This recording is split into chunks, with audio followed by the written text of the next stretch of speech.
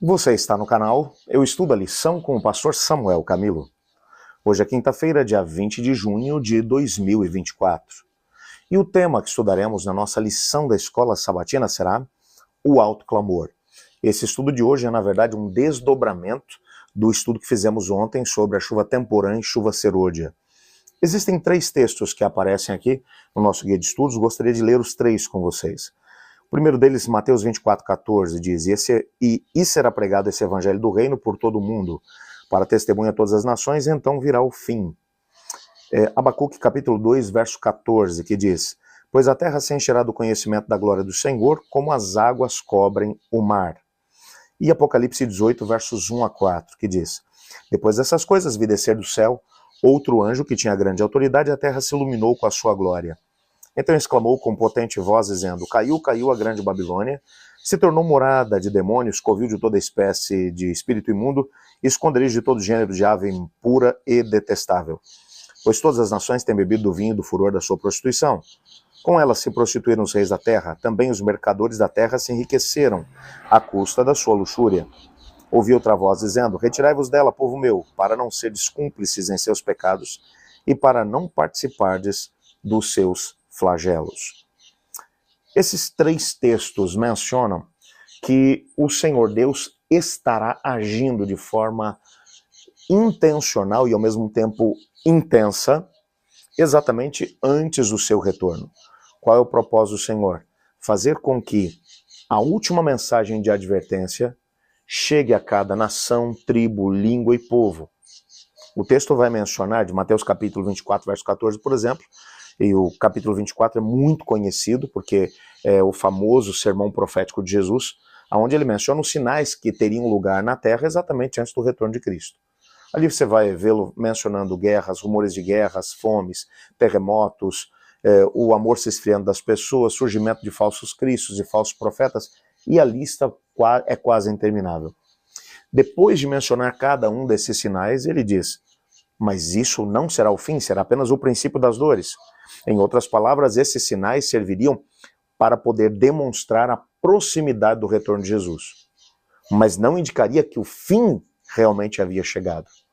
Agora, apenas um sinal é mencionado aqui no capítulo 14 que diz, e quando isso acontecer, virá o fim, que é exatamente no versículo 14, onde ele vai dizer, esse evangelho do reino será pregado a cada tribo, língua, povo, raça, nação, e aí então virá o fim.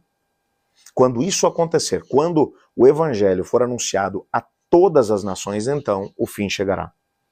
O que o texto está mencionando é que em todas as épocas, desde que a igreja foi estabelecida, até o momento do retorno de Cristo, haverá apenas uma geração, onde o evangelho do reino será pregado a todas as pessoas.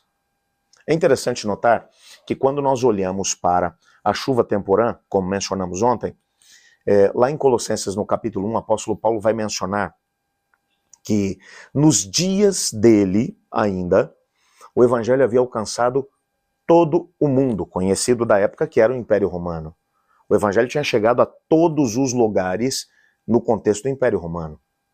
Mas naquela época, nós não temos pelo menos conhecimento de que o evangelho tenha conseguido chegar às Américas, à Oceania, e alguns outros lugares que, apesar de terem menos pessoas morando, mas tinha gente por lá também.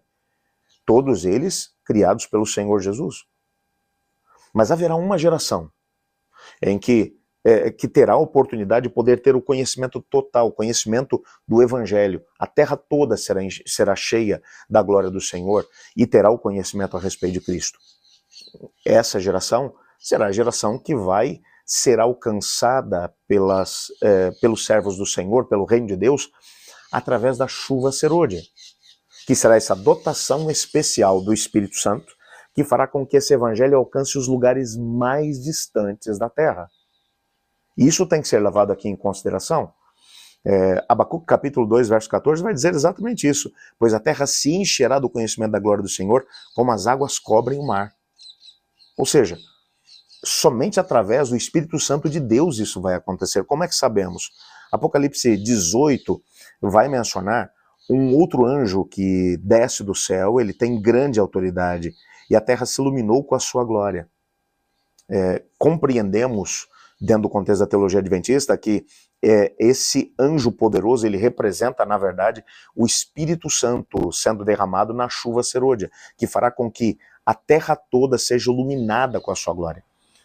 O capítulo 18 vai mencionar, na verdade, o julgamento da grande prostituta, que deu da sua, enfim, das suas abominações, da sua prostituição, a beber a todos os reinos dessa terra.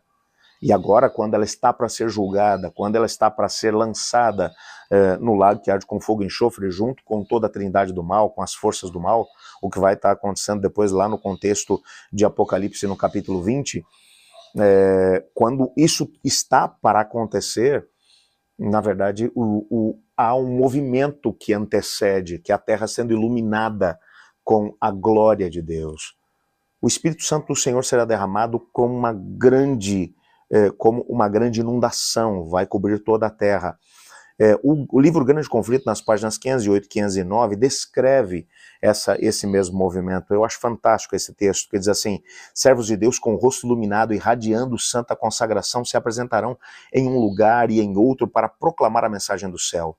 Por milhares de vozes será dada a advertência. Haverá milagres, os doentes serão curados, os sinais e maravilhas acompanharão aqueles que creem. Satanás também realizará os seus falsos milagres, fazendo até mesmo descer fogo do céu diante do povo. Assim os habitantes da terra terão que tomar sua decisão. A mensagem será levada avante, não tanto por argumentos, quanto pela convicção profunda do Espírito Santo. Os argumentos foram apresentados, a semente foi semeada, e agora germinará e frutificará. Veja, é interessante que nesse contexto é que algumas coisas terão lugar. Mesmo mensagens que já foram semeadas anteriormente, e aqui a gente pode unir a essa mesma mensagem do livro Grande Conflito, textos como o que Ellen White menciona, que assim como as folhas de outono que são espalhadas durante essa estação, as publicações relacionadas ao tempo do fim, relacionadas à mensagem do advento, brilharão nas estantes das pessoas, e essa mensagem será ou vai saltar diante dos olhos das pessoas, elas tomarão decisões ao lado do Senhor, exatamente nesse tempo, por causa daquilo que o Espírito Santo do Senhor estará realizando.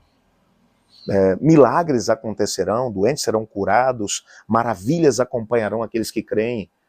Ou seja, um tempo muito semelhante àquele que acompanhou o tempo apostólico, a fundação da igreja cristã, vai ter lugar exatamente antes da vinda de Jesus. O texto também menciona que o inimigo também vai trabalhar. Apocalipse 13 menciona que a besta, bem como a trindade do mal, estará trabalhando para tentar enganar as pessoas. Mas as pessoas terão clareza, discernimento, e terão a oportunidade de poder escolher entre Deus ou entre o inimigo de Deus. Esse será um tempo realmente extraordinário. Nós teremos a oportunidade de poder viver coisas extraordinárias nessa época, se tão somente hoje nos consagrarmos a Cristo Jesus. Amanhã nós teremos a oportunidade de nos aprofundar um pouquinho mais nessa temática, num estudo adicional do nosso tema. Mas eu queria orar nesse momento, pedindo ao Senhor para que Ele nos preparasse para poder viver essa grande experiência. Hoje precisamos estar prontos para esse encontro com o Senhor. Vamos orar juntos? Obrigado, Pai, porque a vinda de Cristo está tão próxima. Mas tempos desafiadores estão diante de nós. Queremos ser cheios do Teu Espírito hoje, para que no dia do Pentecoste, assim como aconteceu no dia do Pentecoste, que na chuva serôdia nós sejamos pessoas transbordantes da presença do Espírito Santo, que Ele tenha domínio total sobre a nossa vida e nos use como instrumentos para proclamar a cada tribo, língua, povo e nação a última mensagem de advertência. Nos colocamos à Tua disposição, Pai, no nome de Jesus. Amém. Eu estudo a lição e você?